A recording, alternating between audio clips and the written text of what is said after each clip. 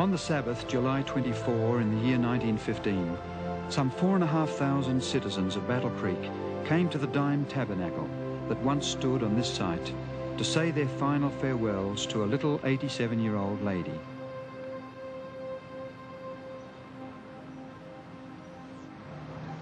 Just what was it that made Ellen White so special? This is the biographical information blank that she completed in March 1909. She was 81 years of age at the time and described herself as being 5 foot 2 inches or 158 centimetres tall, 140 pounds or 63.5 kilograms in weight, with a rather dark complexion, grey hair and grey eyes. She records her birthplace as Gorham, Maine, on November the 26th, 1827, and the date of her conversion as probably in March 1840. Late in August 1846, at the age of 18, she married James White. 4 sons were later born to them. Henry Nicholas in August 1847, James Edson 2 years later, William Clarence in August 1854, and John Herbert in September 1860.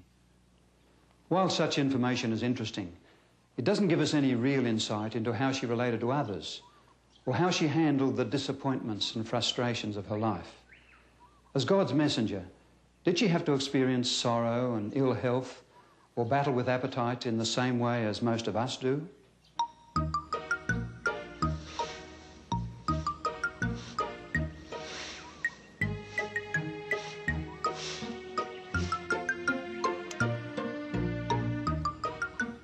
In the same way, this record fails to tell us of her love for animals and flowers, especially pansies, or how much she enjoyed attending auction sales and eating tomatoes.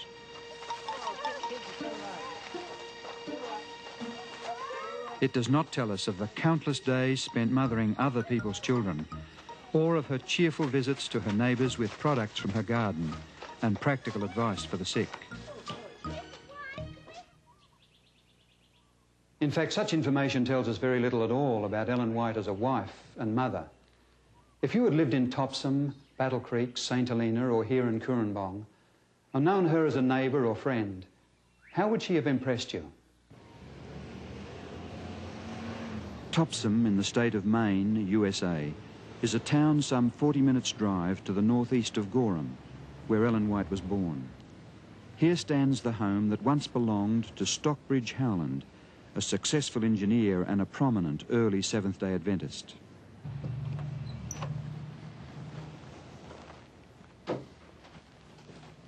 In October 1847, the Howlands offered a part of their home on the middle floor to the young James and Ellen White and their 2-month-old son, Henry. They commenced housekeeping with borrowed furniture. Though poor, they resolved to become independent.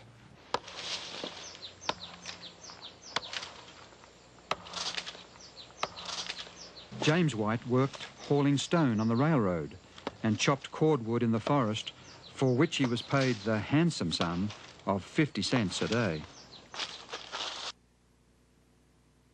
In spite of their poverty and hardship, the young mother was able to write, "Sufferings and trials bring us near to Jesus." In vision, she was shown that God had been trying them for their good and preparing them to work for others by preventing them from settling down at ease. Convicted that they must work for the salvation of others, and knowing the rigours of travel in the 1840s, the Whites were forced into a difficult decision. Ellen wrote, "Alone before the Lord with most painful feelings and many tears, I made the sacrifice and gave up my only child for another to have a mother's care and feelings." They left young Henry in the loving care of the Howlands. Frequent visits helped to maintain the bond between the parents and their firstborn son. And how happy they were when they were able to take him back into their home 5 years later as a well-trained praying boy. As fortune would have it, 10 years later in December 1863, that same Henry, now 16 years old, fell ill with pneumonia while visiting the Howlands. Sensing that he would not survive, he made his mother promise that he would be taken back to Battle Creek and laid beside his little brother John Herbert, who had died 3 years earlier at the age of 3 months. As he said, so that we may come up together in the morning of the resurrection. When our noble Henry died, when our sweet singer was borne to the grave, and we no more heard his early song, ours was a lonely home. But God comforted us in our bereavements, and with faith and courage we pressed forward, in bright hope of meeting our children who had been torn from us by death, in that world where sickness and death will never come. In 1856, the Whites moved into this 2-story cottage in Wood Street, Battle Creek. It was the first home they had ever owned, and the original building contained 6 rooms before 2 lean-to additions were added.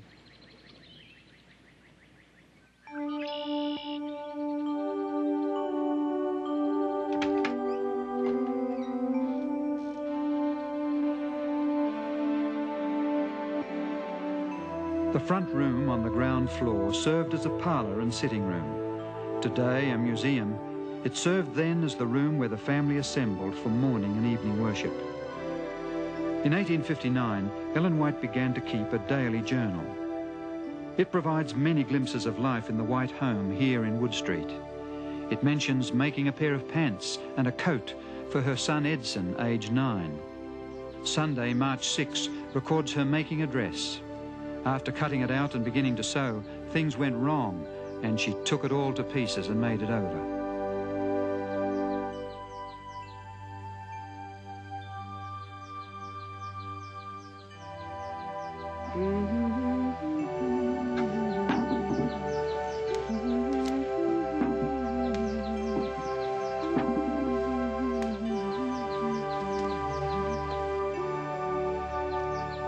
Ellen White was an enthusiastic gardener.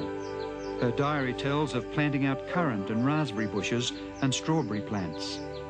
Her entry for Monday, April 11, tells us she spent most of the day making a garden for her children because she wanted home to be the pleasantest place of any to them.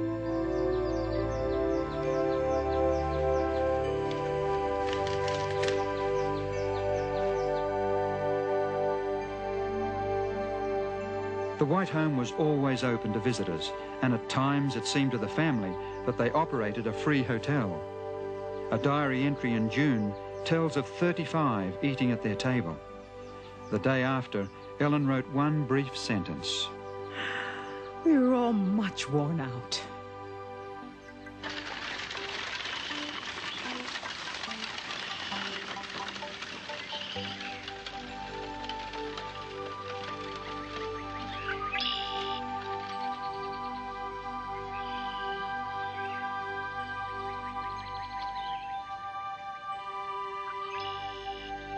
Travelling to visit the churches occupied a large amount of the Whites' time.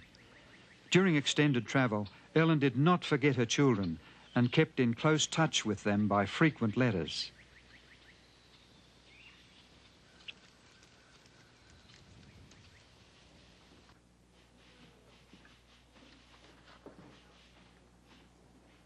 In 1859, to her 5-year-old son, Willie, she described her activities and experiences in language he could understand. With one letter, she sent a small box of candy with the admonition, "You must eat it only when Jenny thinks it is best. Eat a very little at a time."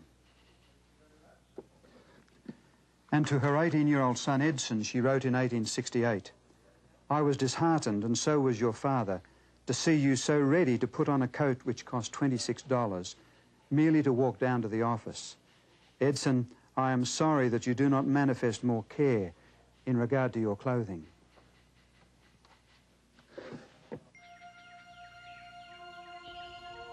When she was not travelling, some hours each morning were usually devoted to her writing.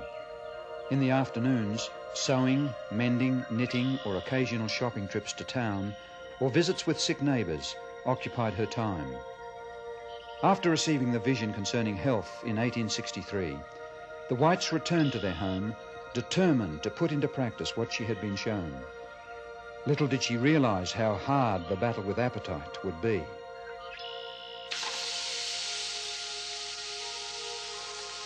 Up to this time, meat had been the principal article in her diet. She relished eating it and did not enjoy simple, unrefined food.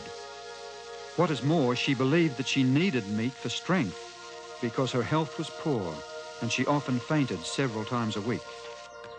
In the vision, however, she was shown the advantages of a simple diet free from such stimulating food.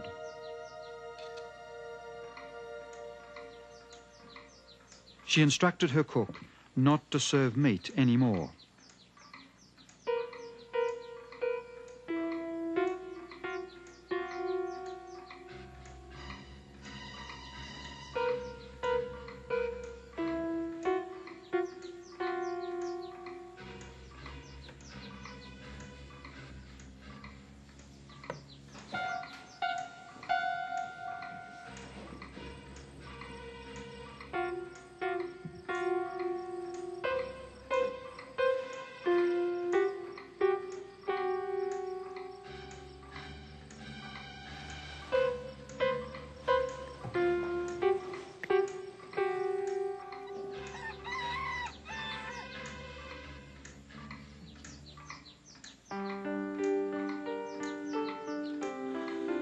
I will eat simple food, or I will not eat at all. Stomach, you may wait until you eat bread.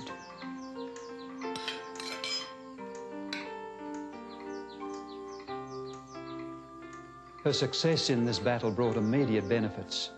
It was not long before she was able to enjoy simple and wholesome food. 6 months later, she wrote that her health had never been better and that the faint and dizzy spells had left her.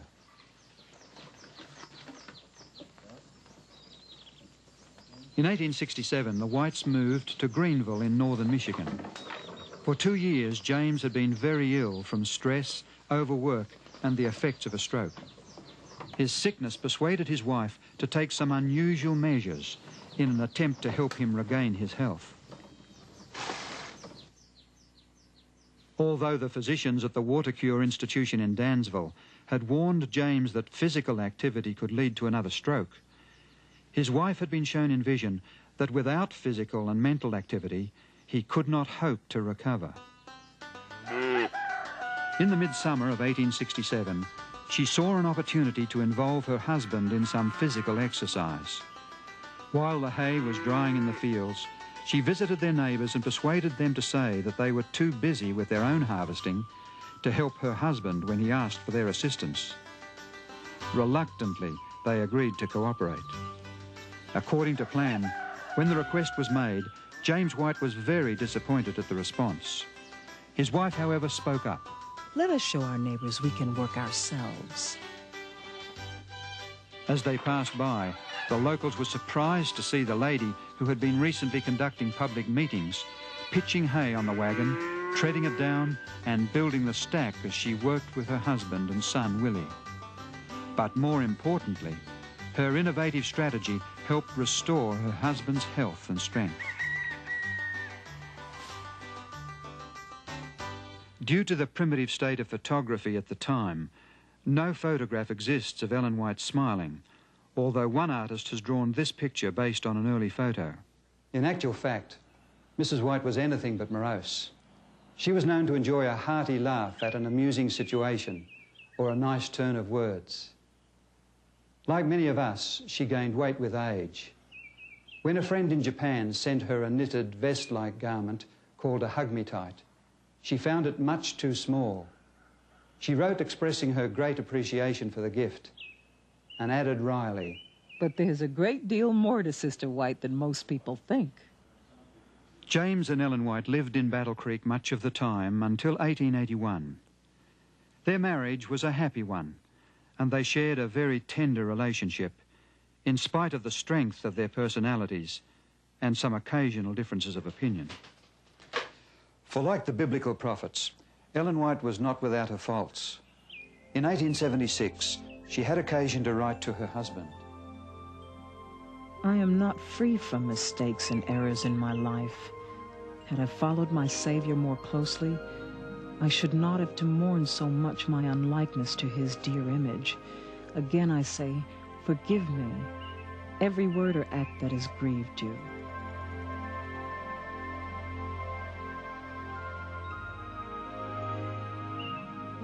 Like most marriages, Ellen's was not all sweetness and light.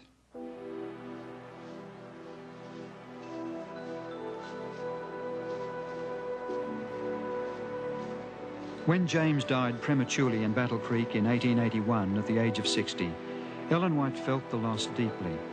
Yet at the funeral she spoke of her resignation to God's will, of the Christian's hope, and of Jesus, who, she said, was more precious to her than he ever had been in any previous hour in her life.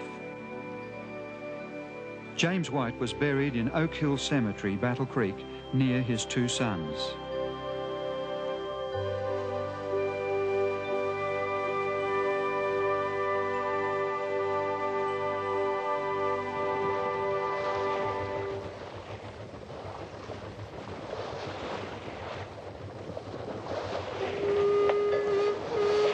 Where do you live?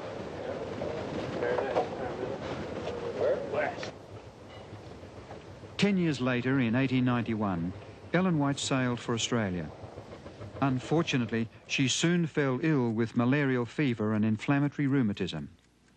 For the next 11 months, she experienced the most terrible suffering of her whole life and became an almost helpless invalid. Yet in the following year, she was able to write, These months of suffering have been the happiest years of my life because of the companionship of my Savior. I am so thankful I have had this experience because I am better acquainted with my precious Lord. All through my sickness, His love, His tender compassion was my comfort, my continual consolation.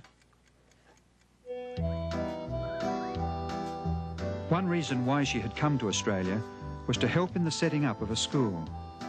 In 1894, she inspected a property of 1,450 acres in Coorambong, New South Wales, and was impressed that this site should be the school location. The land was subsequently purchased and a portion cleared of its huge eucalypt trees. In vision, an angel told Ellen White that though the soil appeared to be poor, rightly worked, it would produce abundant crops. As an expression of her faith, she purchased 40 acres from the estate and began to plan for her own home and the laying out of an orchard. On just 2 acres, over 500 fruit trees of a dozen different varieties were planted, using the method the angel had explained to her. It was said that if Ellen White heard of any fruit tree, vegetable or flower that would not grow in the area, she would plant it, because she believed false witness had been given about the land. Despite the adverse agricultural reports, within 18 months of planting, she was able to describe the fruit from her peach trees in a letter to a friend in South Africa. These are the most beautiful in appearance. I have never seen them larger. 2 of them weighed 1 pound. We are seeing the exact fulfillment of the light the Lord has given me, that if the land is worked thoroughly, it will yield its treasures. In December 1895, Ellen White and her helpers moved into this 11-room cottage, which she later named Sunnyside. It was situated in Avondale Road, Coorambong, not far from the school, and was to be her home until her return to the United States in 1900.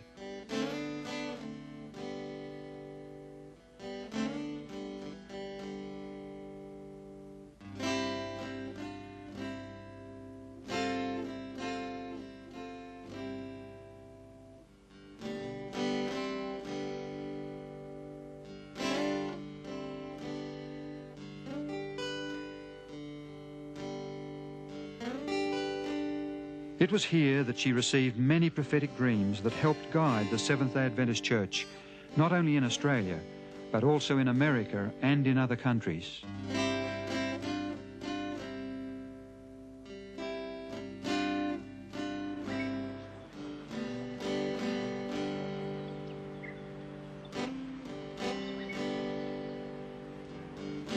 The Avondale School was to be a pattern school for the educational work of the Seventh-day Adventist Church. Here she met with the school principal and teachers who were anxious that its operation should be in harmony with the instruction God had given to her.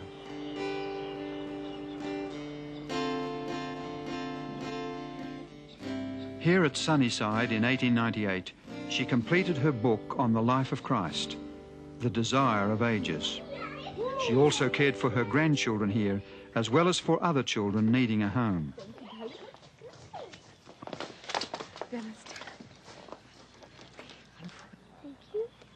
You? Her kind and happy disposition meant that children never felt tense, nervous, or ill at ease in her company. And one for me, too.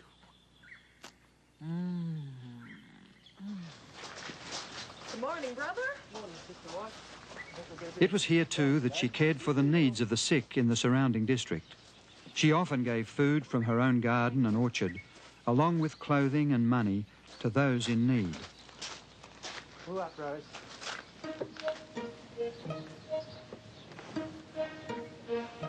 Yep. On one occasion, a group of local fishermen, grateful for her help, sent Avondale School a crate of fish.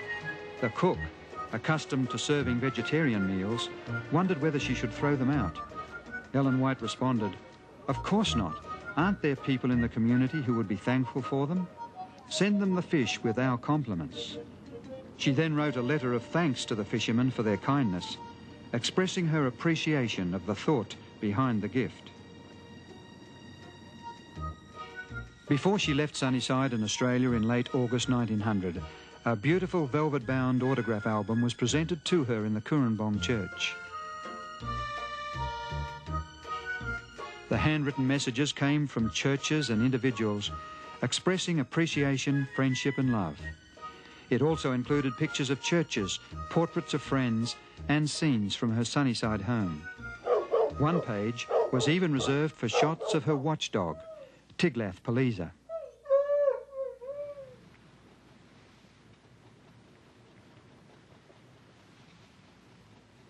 Ellen White was 72 years old when she left Australia.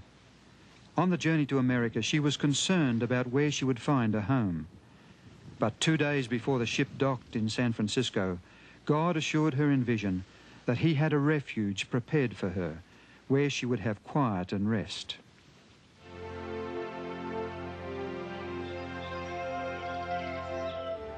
Within a week of her arrival, she was directed to this furnished 7-room home. It was set at the foot of the hill below the St. Helena Sanitarium in California. To her delight, she found she could buy it for less than she had received for the sale of Sunnyside. The residence was given the name Elmshaven, and it was to be her home for the last 15 years of her life.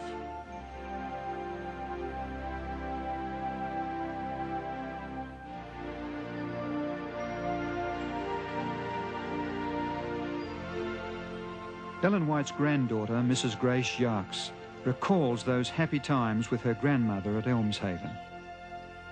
Now, we often had a hot drink for breakfast, postum, sometimes cocoa, which was really just chocolate-flavored milk. We had a lot of milk. A hot cereal, well-cooked, served with cream. Fresh fruit, usually a dish of stewed fruit if it wasn't summertime when we could have fresh fruit. But usually, if it was at all possible, we had fresh fruit from the garden. There was an orchard with peaches, apples, pears, and even persimmons, so that we had fruit through very much of the year. Fruit was one of the main dishes of breakfast. Now, once in a while, we would have an egg for breakfast. So Ellen White herself never gave up the use of milk and eggs. She needed the eggs and milk for protein. Cottage cheese we made. She could not use dried legumes. She was allergic to even lentils. And my mother made the most delicious lentil roast with olives in it. But grandmother couldn't eat it. She just had to watch us enjoy it. She herself could not eat the dried legumes of any type, it seemed. So she would need, you could see, to use as long as possible eggs and milk, but she made sure to see that the milk was scalded so there was no danger from germs in the milk, and also to see that the eggs were from hens that were grain-fed. And everyone was happy, nothing ever unpleasant at the table. And often some rather amusing things happened at the table. Some was amusing for some people and not for others. I remember one man and his wife was here, and she was pregnant, and she wanted some white bread, and her husband wouldn't let her touch white bread. It had to be this dark graham bread, which is all right, but she wanted some white bread, and he said, no, you mustn't eat any white bread. So here they were at the table, and sitting at the table, and Ellen White looked around after the blessing, and she said to the lady, she was looking at the bread on the table, and it was dark bread, and she said, Mrs. So-and-so, would you enjoy a little white bread? And that's what she'd just been wanting, but her husband said, no, you mustn't. You must always have entire wheat bread for the nourishment. You must have nourishment. But once in a while, it's nice to have something you just want. And Ellen White seemed to know that, and without asking anything, she said, may I get you some white bread? And she did. I imagine the husband felt rather embarrassed. I don't know. And she wasn't straight-laced. I mean, what should I say? She didn't want us to take her writings as a straitjacket. Her writings were to assist in different activities in life. She was well liked. She used to stop at her carriage when they'd go by the vineyards and men were working there. She'd stop and talk to them about it, different things, and about their work. And if she heard that there was a new baby someplace, whether they were Adventist or not, that didn't make any difference. Well, she'd, in the carriage, go in the afternoon, take some present to them, to the new baby, and recognize that something has happened, that it means something to them, the people, that she enjoyed it too. She was a very outgoing person.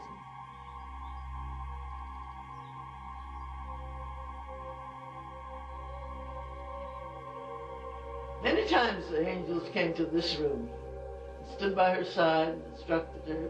Wouldn't that be interesting to talk to angels? Someday we'll be able to talk to our angels, and that'll be wonderful. But the most interesting time was when Jesus himself was here, and I can't forget that. How interested he was in the little lady who was trying to carry out the instruction that was given her, and writing and writing.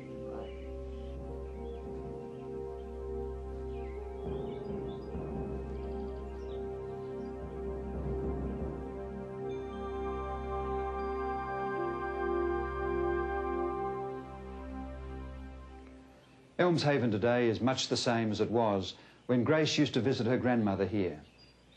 This is the living room where visitors were greeted, and the family met morning and evening for worship.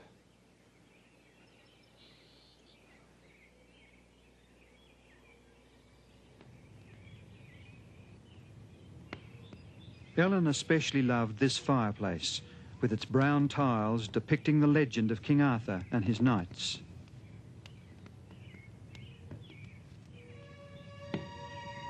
As she neared the end of her life, Ellen White enjoyed a triumphant experience of faith.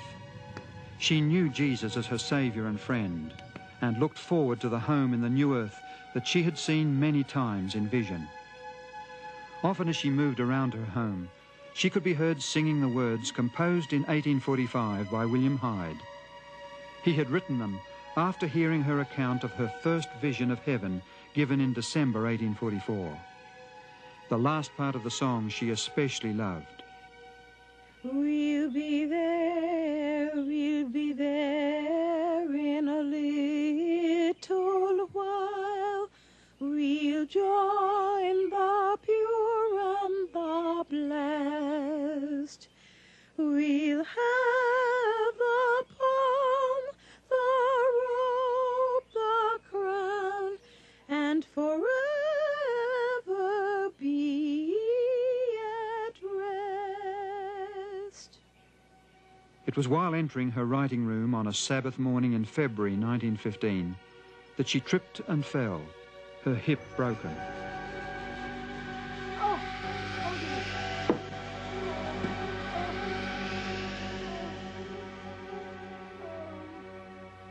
And when it came time, we could see that she was not going to live very long.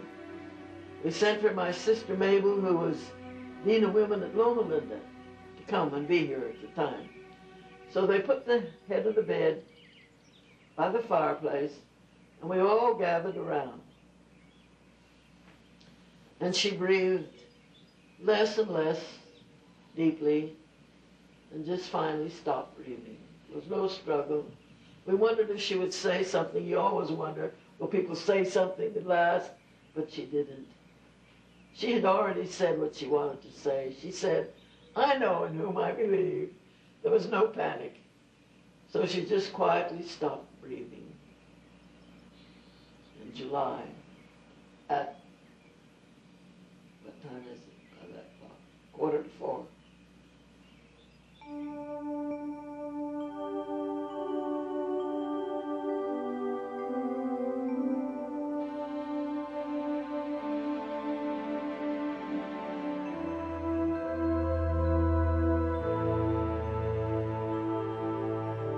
On Sabbath, July 24, her funeral service was conducted in the Dime Tabernacle, Battle Creek. Some 3,500 people crowded into the church, and 1,000 more stood on the lawns outside.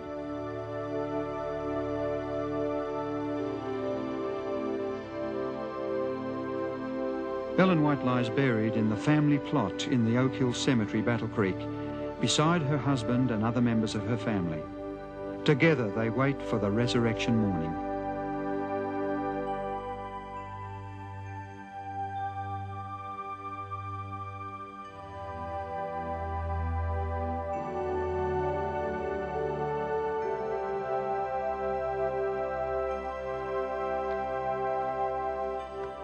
As with all God's messengers through the ages, Ellen White experienced the joys and sorrows of life. Like them, she did not lose the uniqueness of her personality, nor was she suddenly endowed with abilities that she did not previously possess. She was no plaster saint, but was one who always acknowledged that she was a sinner saved by God's grace.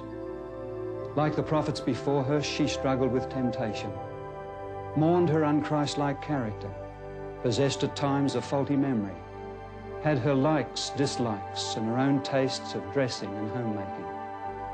She recognized her limitations of knowledge and understanding, apart from the revelations received from the Lord, and she lamented her inadequate writing ability. But she was also a warm, caring, and generous-hearted wife, mother, and friend who was greatly devoted to her God and to those about her. Chosen by God as his messenger to the Seventh-day Adventist Church, God used her through the prophetic gift to bring unity of faith, to guide and strengthen the church, to magnify the principles of his word, and to bring to men and women a clearer view of Jesus. Of her writings, she declared, They will constantly speak, and their work will go forward so long as time shall last.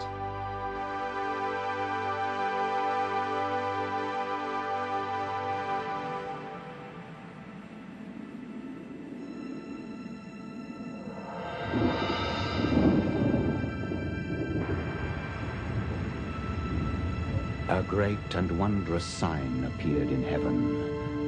A woman clothed with the sun, with the moon under her feet, and a crown of 12 stars on her head. She was pregnant and cried out in pain as she was about to give birth. Then another sign appeared in heaven. An enormous red dragon with 7 heads and 10 horns and 7 crowns on his head. His tail swept 1/3 of the stars out of the sky and flung them to earth. The dragon stood in front of the woman who was about to give birth, so that he might devour her child the moment it was born. She gave birth to a son, a male child who was to rule all nations with an iron scepter.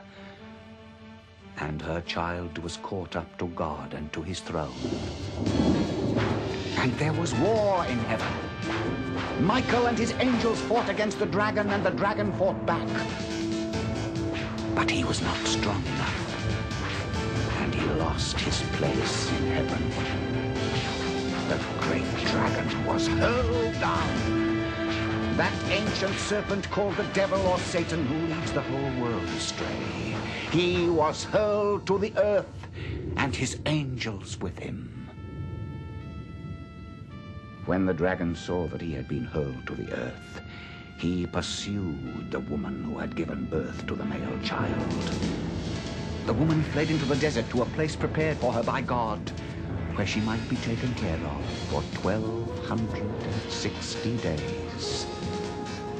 Then the dragon was enraged at the woman and went off to make war against the rest of her offspring, those who obey God's commandments and hold to the testimony of Jesus.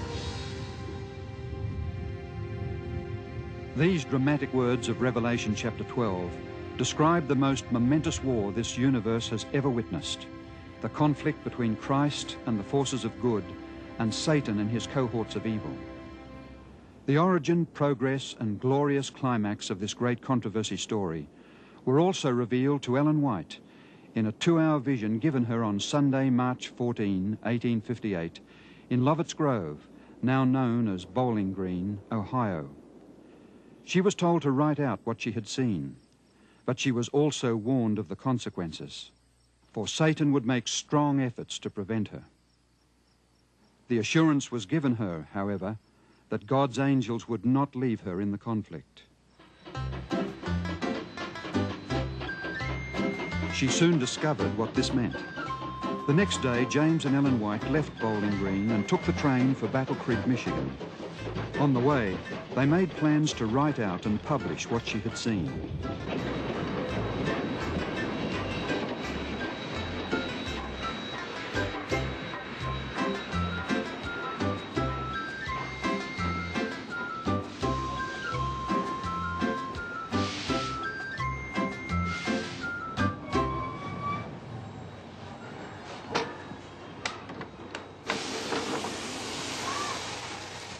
Arriving at Jackson in Michigan, they left the train to stay with their friends, Daniel Palmer and his wife. The Whites had not been there long when Ellen experienced a strange cold sensation over her heart. It passed up over her head and down her right side. Her tongue refused to utter what she wanted to say and seemed large and numb. As she lost consciousness, her husband and friends dropped to their knees and began to pray. That night she suffered considerable pain, but was sufficiently revived the next morning to continue the journey to their home in Battle Creek.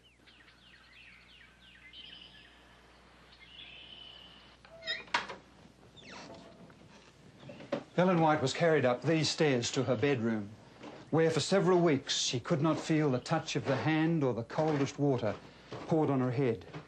She tried to struggle to her feet in an attempt to walk, but at times fell helpless to the floor.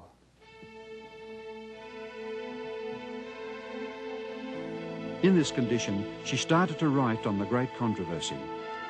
She wrote one page and then lay back exhausted for 3 days.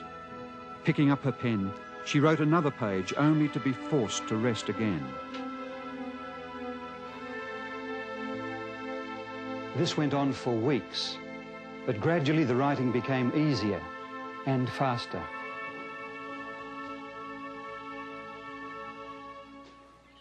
In September 1858, this small volume came from the press. It carries the title, Spiritual Gifts, Volume 1, The Great Controversy Between Christ and His Angels and Satan and His Angels.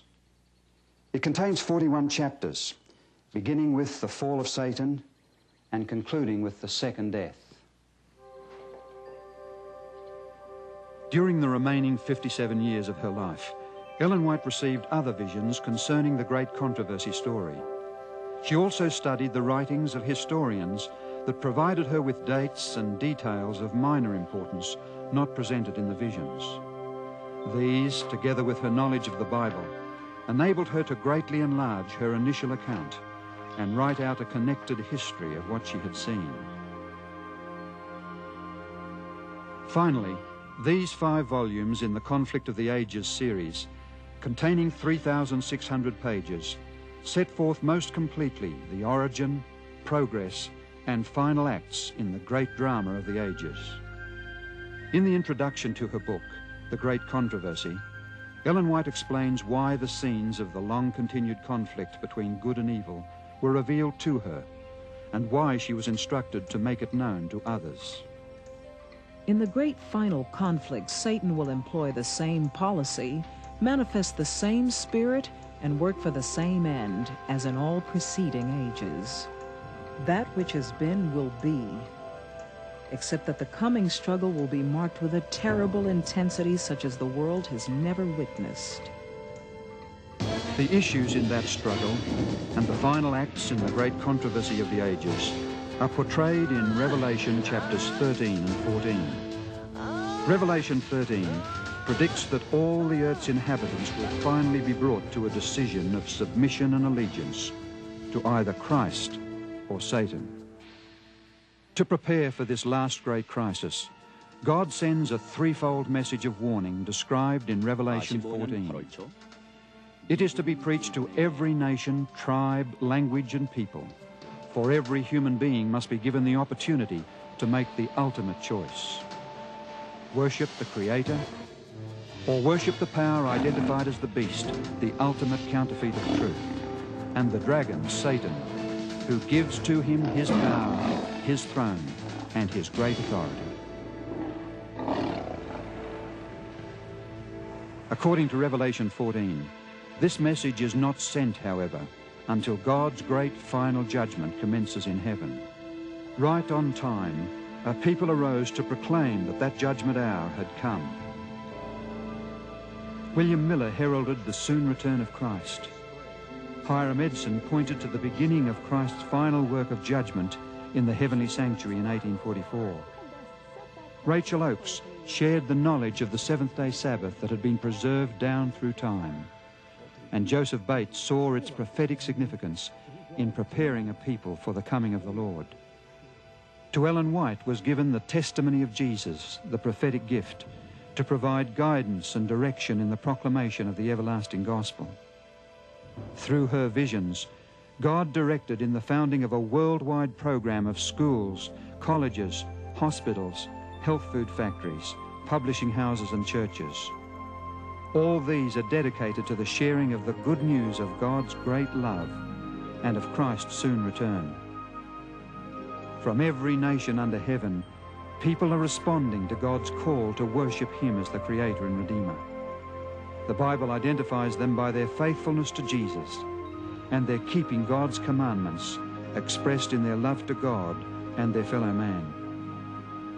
To a world desperate for a ray of hope in the darkness of increasing disease and despair, violence and fear, they have a message bringing healing, reconciliation, and liberation. Jesus died for the sins of all. He lives to grant forgiveness to those who ask Him for it, and He is soon to return to establish a new world where pain and tears and death will be no more.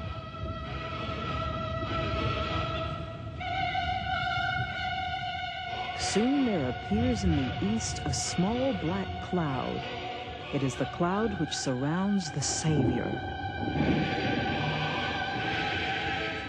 In solemn silence, the people of God gaze upon it as it draws nearer the earth, becoming lighter and more glorious until it is a great white cloud. Jesus rides forth as a mighty conqueror. Amid the reeling of the earth, the flash of lightning, the roar of thunder, the voice of the Son of God calls forth His sleeping saints. The living righteous are changed. Now they are made immortal, and with the risen saints are caught up to meet the Lord in the air, and with songs of gladness ascend together to the city of God. The great controversy is ended. Sin and sinners are no more. The entire universe is clean. From the minutest atom to the greatest world, all things, animate and inanimate, in their unshadowed beauty and perfect joy, declare that God is love.